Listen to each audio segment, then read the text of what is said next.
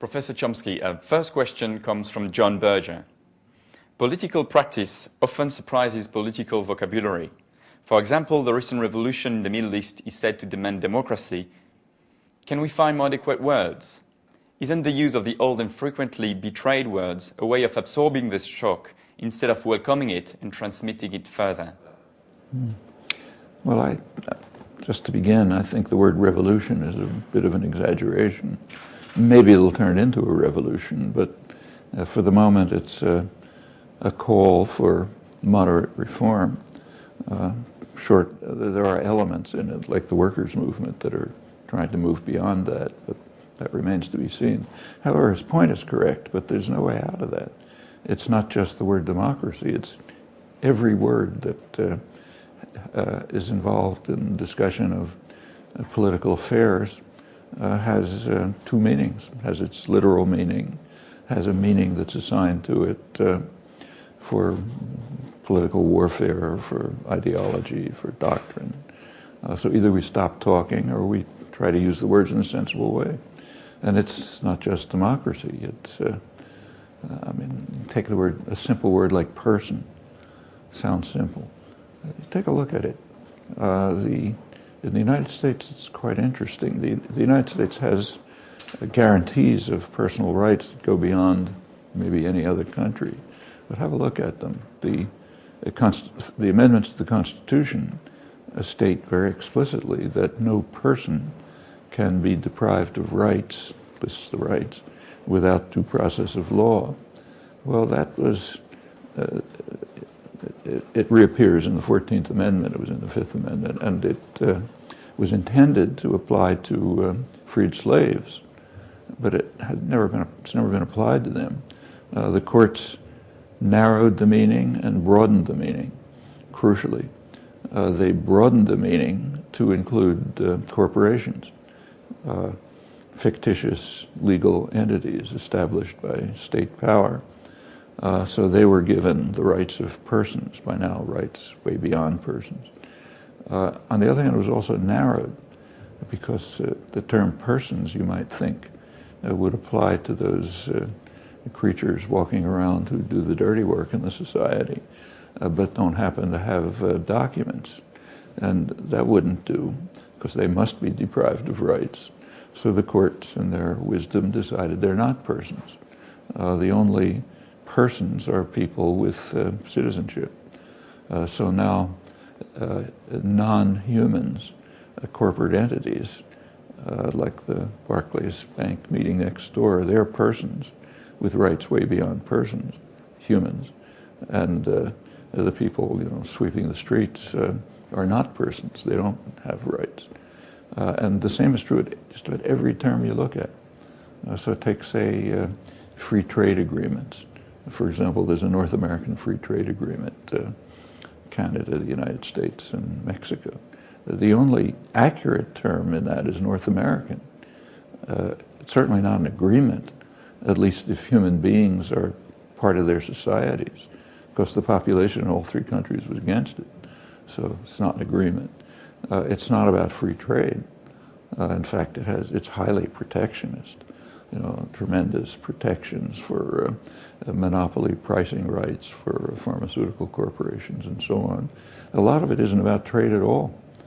In fact, what we call trade is a kind of a joke. So, for example, in the old Soviet Union, if parts were manufactured, say, in Leningrad and shipped to Warsaw for assembly and then sold in Moscow, we didn't call that trade, although it did cross national borders. It was interactions within a single command economy. And exactly the same is true if General Motors manufactures parts in Indiana, sends them to Mexico for assembly, and sells them in Los Angeles. But we call that trade both ways. In fact, if you look at the trade, it's about 50% of it, not small. And a lot of the agreement is just about investor rights, say granting General Motors the rights of national companies in Mexico, for example, which Mexicans, of course, don't get in the United States. And you pick the term you want. you're going to find exactly the same thing. So yes, that's a problem, and we get around it by trying to be clear about the way we use our own terminology. Second questions come from award-winning journalist Chris Hedges. Julian Benda, in The Treason of Intellectuals, argued that it is only when intellectuals are not in the pursuit of practical aims, of material advantages, that they can serve as a conscience and as a corrective. Can you address the loss of philosophers, religious leaders, writers, journalists, artists, and scholars whose lives were once lived in direct opposition to the realism of the multitudes, and what this has meant for our intellectual and moral life? Well, I understand his feelings and share them, but I don't know what the loss was. When was it ever true? At no time that I can remember. The term intellectual came into pretty common usage in the modern sense at the time of the Dreyfus-ards. They were a small minority, a small vilified minority. The mass of intellectuals supported state power. During the First World War, shortly afterwards, the intellectuals of every one of the countries passionately supported their own state and its own violence. Now, there were a handful of exceptions, like Bertrand Russell in England, or Rosa Luxemburg and Karl Liebknecht in Germany, or Eugene Debs in the United States. They were all in jail. They were a margin, they were imprisoned. Yeah, so yes, they were there. In the John Dewey circle, the liberal intellectuals in the United States, passionately pro-war. There was one member, Randolph Bourne, who didn't go along with it. He wasn't put in jail. The United States is a pretty free country. But he was thrown out of the journals, intellectually exiled and so on. That's the way it's always been. During the, say, 1960s, big activist period, you take a careful look. Intellectuals were very supportive of Martin Luther King and the Civil Rights Movement as long as he was attacking somebody else. As long as the Civil Rights Movement was going after racist sheriffs in Alabama, that was wonderful. Everybody praised it, we talked big high rhetoric and so on. As soon as he turned to class issues, he was marginalized and suppressed. People tend to forget that he was killed when he was taking part in a sanitation worker strike and on his way to Washington to help organize a poor people's movement. Well, that crosses the boundary. That goes after us. It goes after privilege in the North and so on. So the intellectuals disappeared.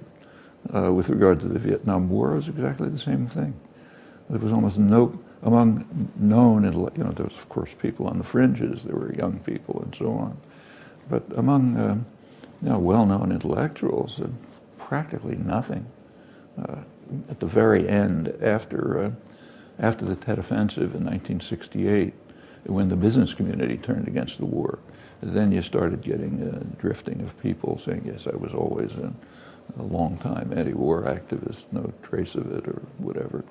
But that's, in fact, you can take this back to the earliest history. You go back to classical Greece. Who drank the hemlock? A guy who was accused of corrupting the youth of Athens with false gods. Take the biblical records. They didn't have the term intellectual, but they had a term which meant what we mean by intellectual. It's called prophet. It's a bad translation of an obscure Hebrew word. Well, there were so-called prophets, intellectuals who carried out geopolitical critique, condemned the king for bringing about disaster, condemned the king's crimes, called for mercy for widows and orphans and so on, what we would call dissident intellectuals. How are they treated? They were denounced as haters of Israel. It's the exact phrase that was used. It's the origins of the phrase self-hating Jew in the modern period. They were imprisoned, driven into the desert, and so on. There were intellectuals who were praised, the flatterers at the court. Centuries later, They were called false prophets, but not at the time. And that's almost the entire history since. There are few exceptions. In the modern period, the one major exception I know is actually Turkey. It's the only country I know where leading prominent artists, academics, journalists, publishers, very broad range of intellectuals, and not only condemn the crimes of the state, but are involved in constant civil disobedience against them, facing, often enduring, pretty severe punishment. I have to laugh when I come to Europe and hear people complaining about how the Turks aren't civilized enough to join our advanced society. You could learn some lessons from Turkey, but that's pretty unusual. In fact, it's so unusual that it's barely known. You can't bring it up. But aside from the word loss, I think Chris Hedges' comments are accurate, but I just can't perceive any loss. I think it's about the same as it's always been. And in fact, the way dissident intellectuals are treated, of course, does vary. So in the United States, let's say, maybe they're vilified or something. In the old Soviet Union, say in Czechoslovakia in the 1960s and 70s, they could be imprisoned, like Havel was in prison. If you were in American domains at that time, like El Salvador, you get your brains blown out by an elite battalion trained in the U.S. Special Warfare School. So yes, people are treated differently, depending on the country. Third question comes from Israeli journalist Amira Hass. Have the uprisings in the Arab states made you change, revise some of the past evaluations? Have they and how affected your notions of, for example, masses, hope, Facebook, Western intervention, or surprise? Well, actually, Amira and I met in Turkey a couple of months ago, had a couple of hours, chance to talk, and neither of us, and maybe she did, if she did it was a secret, I certainly didn't anticipate anything that was going to happen in the Arab world. So yes, it changed my opinion in that respect. It was unexpected. On the other hand, when you look back at it, it's not that different from what's happened before, except that in the past, the uprisings were brutally suppressed. And indeed, they were this time too. So the first of the uprisings was actually in November. That was in the Western Sahara, which is occupied by Morocco. 25 years ago, Morocco invaded, violated UN resolutions. It's a brutal occupation. In November, there was a nonviolent protest, which Moroccan troops came in and crushed violently, as they've been doing for 25 years. It was serious enough so that it was brought to the UN for a potential inquiry, but France intervened. France is the primary protector of atrocities and crimes in Western Africa. It's the old French possessions. So they blocked any UN inquiry. That was the first. The next one was in Tunisia, again, more or less French area. And there were scandals, as you know. I think the Minister of Tourism, or one of the ministers, went for a vacation right in the middle of the uprising and got some bad publicity. But that one was successful. It threw out the dictator. Then came Egypt, which is the most important because of its significance in the Arab world. And that was pretty remarkable. It was a remarkable display of courage, dedication, commitment. It did succeed in getting rid of the dictator. It hasn't yet changed the regime. Maybe it will, but the regime is pretty much in place. Different names. But it's nothing new. That uprising, the January 25th uprising, was led by young people who call themselves the April 6th movement. Well, April 6th has for a reason. April 6th, they picked the name because it was the date of a major strike action a couple of years earlier at the Mahala textile complex, big industrial complex. There was supposed to be a major strike, support activities and so on. Well, they were crushed by violence. That's April 6th. And that's only one of a series. Incidentally, shortly after the crushing of the April 6th uprising, President Obama came to Egypt to deliver his famous address, outreach to the Muslim world and so on. On his way, he was asked at a press conference whether he would say anything about the authoritarian government of President Mubarak. And he said no, he wouldn't. He said Mubarak's a good man, he's doing good things, he's keeping stability, like crushing the April 6th strike and so on, so that's just fine. Then the uprisings went beyond. The most striking one is Bahrain. That's frightening to the West. First of all, because Bahrain hosts the Fifth Fleet, the major military force in the region, U.S. fleet. Second, because it's largely Shia, and it's right across a causeway from eastern Saudi Arabia, which is majority Shiite, and happens to be where most of the oil is. Now that gets frightening. For years, Western planners have been concerned about a kind of a geographical and historical accident. Most of the world's oil is in Shiite areas, right around that part of the Gulf, Iran, southern Iraq, and eastern Saudi Arabia. Well, if the uprising in Bahrain spreads to Saudi Arabia, then Western power is really in trouble. And in fact, Obama has changed the rhetoric of that's used officially for the talk about the uprisings. For a while it was regime change. Incidentally, that's after the uprising succeeded. Then you kind of move in and say, oh, it's fine. Now it's regime alteration. We don't want any change. It's too valuable to have our dictators run things. Actually, a rather striking fact about all of this is that you take a look at the WikiLeaks exposures. It's pretty interesting.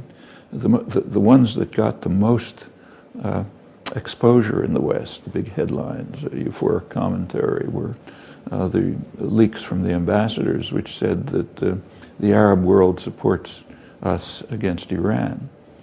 Well, one thing was missing in that reaction in the newspapers by the columnists and others, namely Arab opinion. What they meant was the Arab dictators support us. Now, what about Arab opinion? It's known, but it's not reported. In the United States, zero. There's, I think, one report in England. Jonathan Steele reported it, probably nothing in France. I don't know. But it's well known. Western U.S. polling agencies released by very prestigious agencies.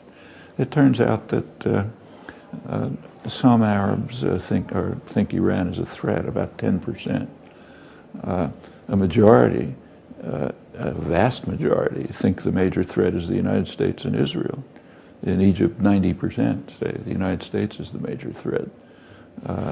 In fact, opposition to U.S. policy is so strong that in Egypt, I think it's close to 80% think the region would be better off if Iran had nuclear weapons. Over the whole region, it's a majority. Well, who cares? You know, going back to John Berger's term democracy, Western intellectual contempt for democracy is so profound and deep-seated that it doesn't even occur to anyone to ask, well, what do Arabs think when we are euphoric that the Arabs support us? Well, the answer is it doesn't matter. As long as they're quiet and subdued and controlled, as long as there's what's called stability, it doesn't matter what they think. The dictators support us, period. We're euphoric. Well, okay, that kind of ties together a number of these questions, but going back to Amira Haas's comments, you know, what's happened should lead us to think about what has been happening, not only in the Arab world but elsewhere, has often arisen and has been subdued by violence. And that's been true for a century. I mean, the British were suppressing democracy movements in Iran over a century ago. In Iraq, there was a Shiite uprising in As soon as the British cobbled the country together after the First World War, big uprising, violently suppressed. One of the first uses of aircraft to attack civilians. In fact, Britain was very proud of that. The famous Lloyd George, Britain succeeded in blocking a disarmament conference in 1932. They prevented it from barring use of aircraft against civilians. Lloyd George, famous Lloyd George, wrote in his diary that this was a great thing because we have to reserve the right to bomb niggers. So therefore it was a very good thing that the British government did. And it continued. In 1953, the United States and Britain combined to throw out the parliamentary government in Iran. In 1936 to 39, there was an Arab uprising in Palestine against the British, violently crushed. The first Intifada was again a very significant popular uprising, almost entirely nonviolent, and a real popular movement. Women's groups protests against the feudal structure, try to dismantle it, and so on. It was crushed by violence. So sure, these things like this happen all the time. They're just crushed. What's unusual this time is that strong enough so it was in most of the countries able to sustain itself. What will happen in Saudi Arabia and Bahrain, Jordan, we don't know. In fact, we really don't know what will happen in Egypt. The military has so far retained control, and the top military command, at least, is deeply embedded into the old oppressive regime. They own a lot of the economy. They were the beneficiaries of the Mubarak dictatorship. They're not going to give it up easily. So it remains to be seen what happens there. Next question is from Ken Loach, award-winning filmmaker. How do we overcome sectarianism on the left? I don't think we'll ever overcome it. For one thing, one form of sectarianism should be welcomed, namely disagreement. There are a lot of things that are quite unclear. We ought to have discussion, disagreement, pursue different options, and so on. But what he means by sectarianism, and what is generally meant by it, is initiatives that sometimes attempt to and often succeed in breaking up popular movements. So individuals or political groups that have their own agenda and want to take control, become little Lenins and so on and so forth.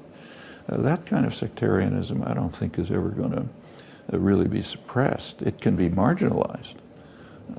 So for example, during the uprisings in the Arab world, say Egypt, Tahrir Square, it was surprisingly little sectarianism. There were many different points of view, but there was a unity and a common goal. And it's beginning to fall apart, unfortunately.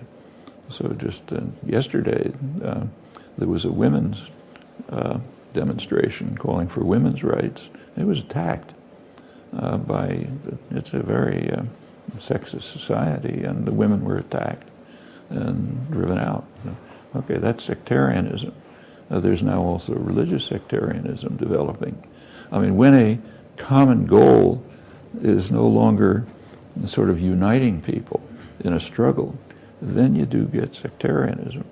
And that's the way to bring people together. So for example, in the labor movement, the American, say in the United States, same elsewhere, but in the United States, the labor has often been extremely racist. Not necessarily just against blacks. For example, Irish in the late 19th century were treated very much like blacks. I mean, you could walk around Boston and see signs saying no dogs or Irish allowed and so on.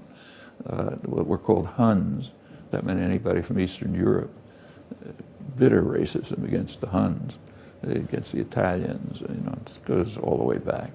But when the strike waves began in the late 19th century, and they really became significant in places like the coal and steel centers in western Pennsylvania, working for people took over cities and ran them. At that point, the sectarianism disappeared, the racism disappeared. There was unity to achieve something. And the same was true in CIO organizing in the 1930s. It overcame, racism against blacks. They worked together. That's the only way to do it that I know. Same happened in the civil rights movement. If you've got a common goal, then you can combine in trying to achieve it. Then sectarian efforts are marginalized. They don't disappear. There's still people hanging around the periphery. And maybe if the motive and commitment declines, they may begin to take over, as we're beginning to see in Egypt. But I don't know of any other way to do it. Next question is from Paul Laverty, close associate to Ken Loach and also award-winning screenwriter. There has probably never been a time where there has been such concentration of wealth and power in so few hands. The powerful are sophisticated in maintaining this state of affairs, but perhaps we use this too as an excuse to hide our shortcomings on the left. What do you think has been lacking in our imaginative effort to build a mass international campaign to democratize resources and challenge corporate power? Can you imagine a time where we can organize our lives and economies successfully on a cooperative basis instead than a competitive one? Certainly can imagine it, and in fact there have been successful experiments with it, some of them right now. None of them are utopia, none of them are what I or you or others would aspire to, but they're not insignificant. Like, take, say, the Mondragon system in Spain. It's not worker-managed, but it's worker-owned. It's a form of cooperative, quite successful, very broad, lots of problems, but quite real. If you look around the United States, there are probably hundreds of self-managed enterprises, not huge. Some of them are pretty large, but huge. They're successful. Take, say, Egypt right now. One of the interesting things that's happening in Egypt is that the labor movement, which has been very militant for years, as I mentioned, this is not an uprising out of nothing. They've now apparently, it's hard to get information because it's not covered very well, but actually I think Amir Haas has been reporting this, that in some of the industrial centers, like again the Mahala big industrial center, apparently workers have taken over the enterprises and are managing them themselves. Well, if that's true, that would be the beginning of a revolution. Go back to John Berger's words. So yes, it's certainly feasible. What's been lacking, the comment about the inequality is very real. I don't know the detailed statistics for other countries, but in the United States, where I know it, inequality is back to the highest level it's ever been in history, the 1920s. But that's misleading, because the inequality in the United States is highly concentrated. It's mostly in the top fraction of 1% of the population.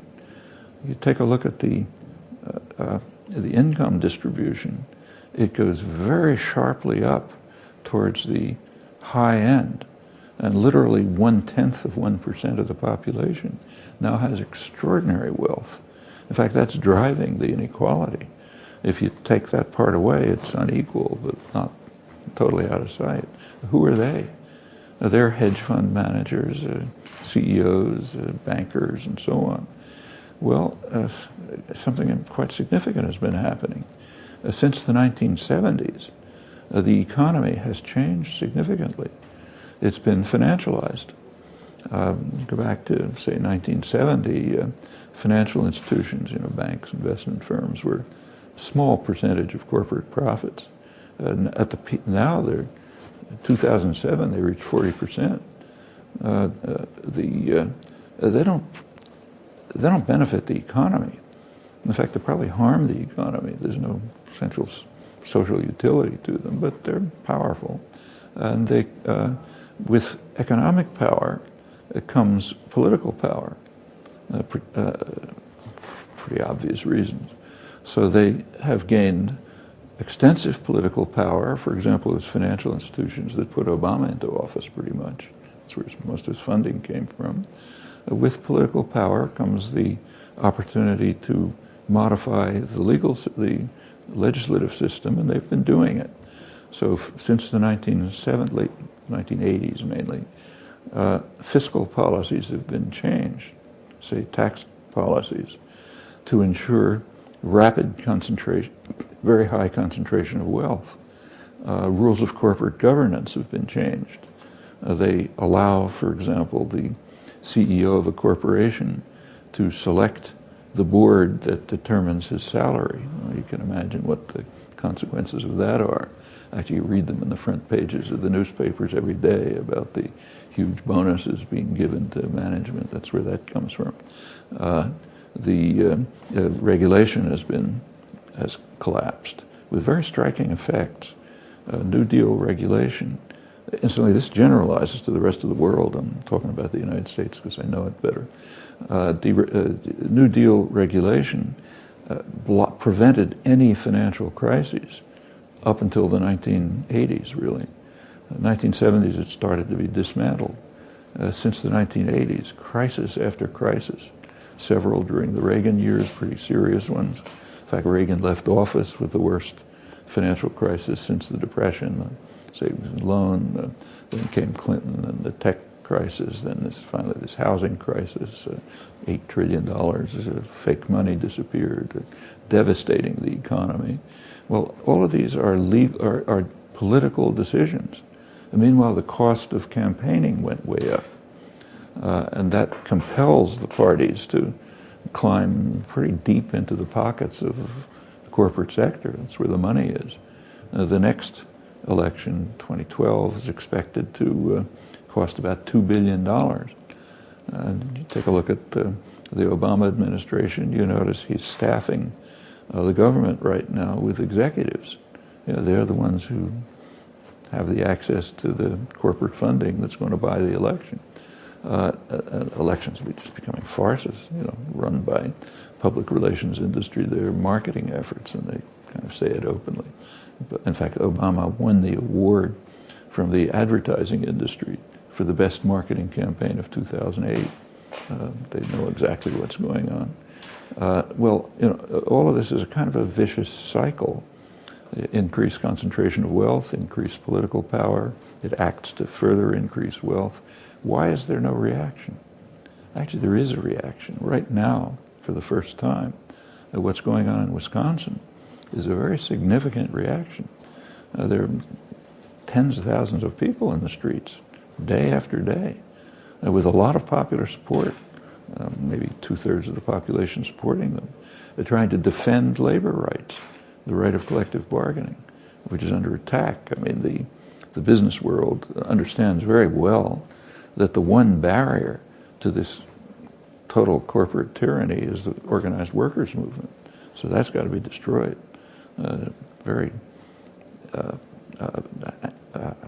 Labor history in the United States has been extremely violent, more so than in Europe. And there's been effort after effort to wipe out the unions. They keep reviving. Now is a major one going on, but it's being resisted. It's being resisted by large popular movements. Well, where's the left? Actually, what's happened to the left is interesting. Since the 1960s, when there was a big revival, there is quite an activist left. There are more young activists now than there were in the 60s, but the issues have changed. The issues are what are sometimes called post-materialist. They're important issues. Don't denigrate them. So gay rights, environmental rights, women's rights, they're all really important things. But they don't reach to the concerns of the people who are living under depression-level unemployment. They don't reach to the 20% of the population, roughly, who need food stamps. There hasn't been that kind of outreach and organizing. So when the protests started in Wisconsin a couple of weeks ago, there was practically no left initiative. I mean, a couple of well-known figures came in to give talks, but it was not organized by the left groups who ought to be right at the heart of it. It's there, and it better come, or else we're in bad trouble. But while left activism is significant, very significant, it's pretty much divorced from the daily struggles for survival and a decent life of most of the population. And that's a gap that has to be overcome somehow. Last question is from Alice Walker, award-winning author. I believe that a one-state solution to the Palestine-Israel impasse is inevitable, and more than just a two-state solution could ever be. This is because I don't believe Israel will ever give up trying to control Palestinians, whether citizens of Israel or those living in the occupied territories. Under a two-state solution, there would be Israel and a Palestinian Bantustan. I have been struck by your dismissal of the one-state idea as something almost absurd, and would like to understand why you see it this way. Is there no hope that Israelis and Palestinians might live together as white and black people do after the fall of apartheid in South Africa? It's an interesting question. She's a wonderful woman, does fine work. She's really committed to the Palestinian cause. But the question tells you something about the recent Palestine solidarity movement. I mean, if I had asked her, let's say, why do you think it's absurd to try to advocate for civil rights for blacks in the United States, she'd be nonplussed. She's devoted a lot of her life to that. In fact, the only possible response would be, what planet are you coming from? That's what I've been doing all my life. That's exactly the same here. It's now about 70 years that I've been advocating for what in the recent reincarnation is called a one-state settlement. A one-state settlement, notice, not solution. A one-state settlement used to be called a binational settlement. And if you think about it, yes, it'll have to be binational settlement. So that's what I was, when I was a young activist in the 1940s, opposed to a Jewish state. That was what we were struggling for, a binational state, a one-state settlement. And that's continued without a break. And it's kind of hard to miss. Since the 1960s, a series of books, a huge number of articles, constant talks all the time, thousands of them, interviews, all the same, trying to work for a binational settlement, opposition to a Jewish state. Done a ton of work on this, activist work, writing, and so on. But it's not just a slogan, and I think that's why somebody like Alice Walker doesn't know it. It's not just a slogan, let's all live together happily. It's trying to look at the problem seriously.